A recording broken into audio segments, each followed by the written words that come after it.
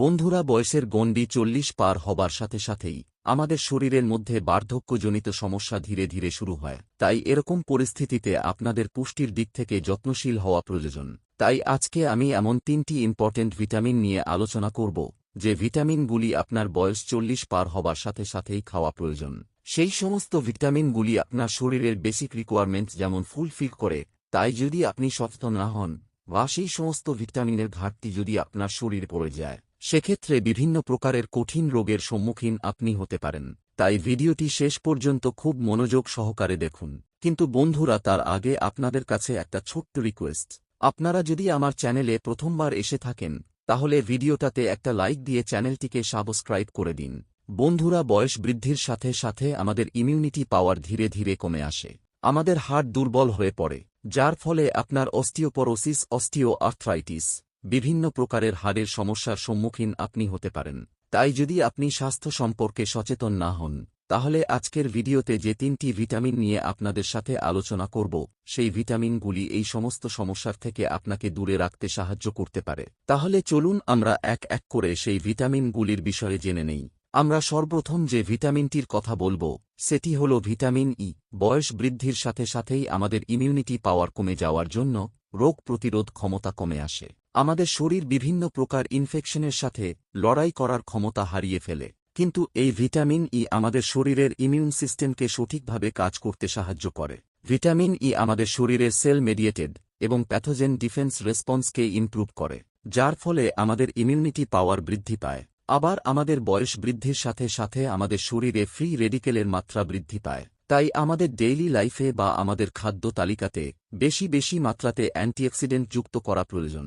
এই vitamin E আমাদের শরীরের মধ্যে অ্যান্টিঅক্সিডেন্ট এর মতন কাজ করে।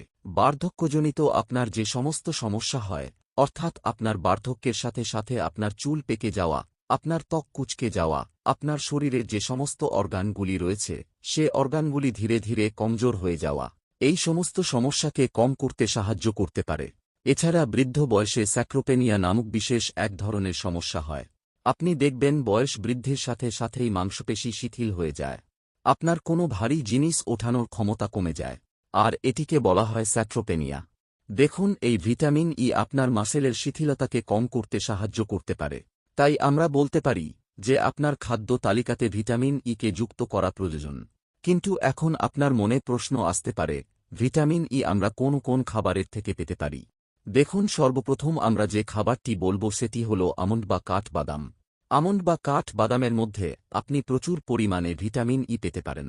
৮ থেকে ১০টা যদি আপনি আমন্ড খেতে পারেন, তাহলে তার থেকে সারাদিনে আপনার শরীরে ভিটামিন ই প্রায় ৫০% পর্যন্ত হতে পারে।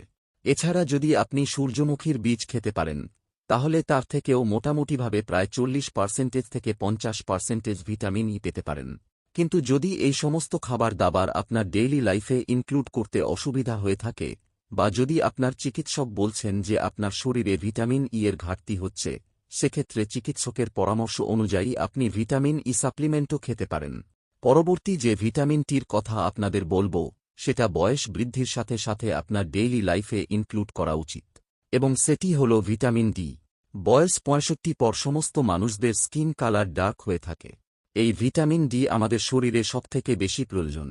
তার কারণ আপনার শরীরে যদি ডি এর ঘাটতি হয়ে যায়, তাহলে আপনার অস্টিওপোরোসিস বা অস্টিওজেনেসিস ইমপারফেক্ট এইরকম ধরনের সমস্যা সৃষ্টি হতে পারে। এছাড়া বয়সের সাথে সাথে আপনার হার্ট ক্ষয়ে যেতে পারে। আপনার জয়েন্টের মধ্যে যে সমস্ত সিনোভিয়াল ফ্লুইড থাকে, সেই সিনোভিয়াল ফ্লুইডের মাত্রা কমে যায়। আপনার জয়েন্টের ফ্লেক্সিবিলিটি কমে যায়, যার ফলে জয়েন্টের ব্যথা ভোগ করতে হয়। বন্ধুরা দেখুন, এই ভিটামিন ডি আপনার শরীরে ক্যালসিয়ামকে বাড়িয়ে দেয়। আমরা সারাদিনে যে সমস্ত ক্যালসিয়াম খাবার খেয়ে থাকি, এই সমস্ত খাবারগুলি খেলে আমাদের শরীরে ক্যালসিয়ামের ঘাটতি পূরণ হতে পারে। যদি ভিটামিন ডি এর ঘাটতি আপনার শরীরে হয়, ইমিউনিটি পাওয়ার বৃদ্ধির ক্ষেত্রেও কিন্তু ভিটামিন ডি এর অনেক বড় একটা হাত রয়েছে। এছাড়া বয়স বৃদ্ধির সাথে সাথে আপনার ব্রেনের সেলগুলির অ্যাক্টিভিটি কম হতে শুরু করে। ব্রেনের সেলগুলির মধ্যে অক্সিডেটিভ ড্যামেজের কারণে কগনিটিভ ডিজেনারেশন এর মতন সমস্যা সৃষ্টি হয়, যার ফলে বৃদ্ধ বয়সে গিয়ে অ্যালজাইমার ডিজিজ ধরনের সমস্যা সৃষ্টি হয়। এখন প্রশ্ন আসতে পারে যে ভিটামিন ডি এর ঘাটতি আপনি মেটাবেন কিভাবে? বন্ধুরা, ভিটামিন ডি এর ঘাটতি মেটানোর সবথেকে সহজ পদ্ধতি হল সকালবেলা ১০টা থেকে ১১টার মধ্যে 15 মিনিট থেকে আধ ঘন্টা আপনি সূর্যের আলোকে বসুন। আপনি চেষ্টা করবেন সব সময় ডাইরেক্ট সানলাইট যেন আপনার শরীরের মধ্যে পড়ে। যদি সম্ভব হয়ে থাকে তাহলে একদম পাতলা সুতির কাপড় পরে আপনাকে কিন্তু এই সূর্যালোকে বসতে হবে। এই সূর্যালোক আমাদের স্কিনের মধ্যে পড়ার সাথে সাথেই সূর্যের মধ্যে আল্ট্রাভায়োলেট বি রেডিয়েশন রয়েছে, সেই রেডিয়েশন আমাদের স্কিনের ওপরের লেয়ারে যে কোলেস্টেরল থাকে সেই কোলেস্টেরলকে ভিটামিন ডি তে কনভার্ট করে, যার ফলে আমাদের শরীরে ভিটামিন ডি এর ঘাটতি মিটে যায়। তাই অবশ্যই প্রতিদিন অন্তত আধ ঘন্টা করে সূর্যালোকে বসতে কিন্তু ভুলবেন না। এরপর পরবর্তী যে ভিটামিনটির কথা বলবো সেটি হল ভিটামিন বি12। বন্ধুরা দেখুন, ভিটামিন বি12 যুক্ত খাবার খেয়ে কম বয়সে আপনার শরীরে ভিটামিন বি12 এর ঘাটতি পূরণ হয়েছে। বয়স বৃদ্ধির ফলে সেই খাবার আপনার শরীরে ভিটামিন বি12 এর ঘাটতি মেটাতে পারে না। তার কারণ আপনার বয়স বৃদ্ধির সাথে সাথে ভিটামিন বি12 এর 100% কমে যায়। তাই আমাদের খাদ্য তালিকাতে বেশি বেশি মাত্রাতে ভিটামিন বি12 যুক্ত খাবারকে যুক্ত করা প্রয়োজন। হয়তো আপনারা খেয়াল করবেন যে বেশিরভাগ ক্ষেত্রে বয়স বৃদ্ধির সাথে সাথে বিভিন্ন প্রকারের নার্ভের সমস্যা সৃষ্টি হয়। নার্ভের ব্যথা বেদনায় মানুষ ভোগ করতে থাকেন। তাই অবশ্যই আপনার নার্ভের অ্যাক্টিভিটিকে বজায় রাখার জন্য, নার্ভের ফাংশনিংকে বেটার করার জন্য ভিটামিন বি12 এর ঘাটতি যাতে না হয় সেদিক দিয়ে আপনাদের খেয়াল রাখতে হবে। শুধুমাত্র নার্ভের সমস্যায় নয়, যদি আপনার শরীরে ভিটামিন বি12 এর ঘাটতি হয়ে যায় সেক্ষেত্রে রক্ত স্বল্পতা বা অ্যানিমিয়ার মতন সমস্যাও কিন্তু হতে পারে। তার কারণ আপনার শরীরে যে আপনার আরবিসি বা রেড ব্লাড সেল রয়েছে সেই রেড ব্লাড সেল তৈরি একদমই অসম্ভব যদি আপনার শরীরে ভিটামিন বি12 এর ঘাটতি হয়। আপনার শরীরে ভিটামিন বি12 এর ঘাটতির জন্য যে অ্যানিমিয়া হয় সেটিকে বলা হয় মেগালোব্লাস্টিক অ্যানিমিয়া।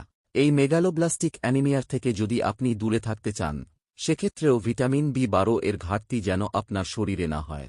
আবার ভিটামিন ডি এর মতন ভিটামিন বি12 এর ঘাটতিও আপনার হাড়ের সমস্যা সৃষ্টি করতে পারে।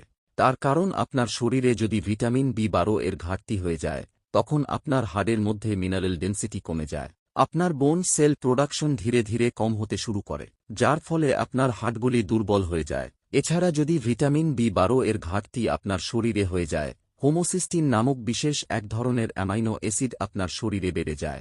এই হোমোসিস্টিন আপনার শরীরে বৃদ্ধি পেলে তখন আপনার ব্লাড প্রেসার আনকন্ট্রোল হয়ে যায়, আপনার ব্রেইন স্ট্রোক এবং হার্ট অ্যাটাকের ঝুঁকি বেড়ে যায়। এছাড়া আপনার শরীরে যখন ভিটামিন বি12 সঠিকভাবে থাকে তখন আপনার শরীরে যে সমস্ত গ্লুকোজ মলিকিউল থাকে সেগুলি সহজে মেটাবলাইজ হয় এবং আপনার এনার্জি লেভেলকে মেইনটেইন করতে সাহায্য করে। এখন ভিটামিন বি12 আপনি কোন খাবারের মধ্যে দিয়ে পেতে পারেন? ভিটামিন বি12 আপনার শরীরে সবথেকে বেশি মাত্রাতে পেতে পারে যদি আপনি নন ভেজিটেরিয়ান হয়ে থাকেন। প্রাণীজ খাবার বলতে সমস্ত প্রকারের মাংস, সমস্ত প্রকারের মাছ, ডিম, দুধ বা যেকোনো প্রকারের দুগ্ধ জাতীয় খাবারের মধ্যে আপনি প্রচুর পরিমাণে ভিটামিন বি12 পেতে পারেন। এছাড়া ফলের মধ্যে কলা, আপেল, পেঁপে, কমলালেবু এগুলির মধ্যে থেকেও ভিটামিন বি12 আপনার শরীর পেতে পারে। তাই অবশ্যই এই সমস্ত খাবারগুলি আপনার ডেইলি লাইফে ইনক্লুড করুন। আমি সবশেষে আবারও বলবো, বয়স যদি 40 পার হয়ে যায় তাহলে আপনার পুষ্টির দিকে যত্নশীল হন। আশা করি আজকের এই ভিডিওটি আপনাদের ভালো লেগেছে। যদি ভালো লেগে থাকে তাহলে অবশ্যই চ্যানেলটাকে সাবস্ক্রাইব করে লাইক করবেন।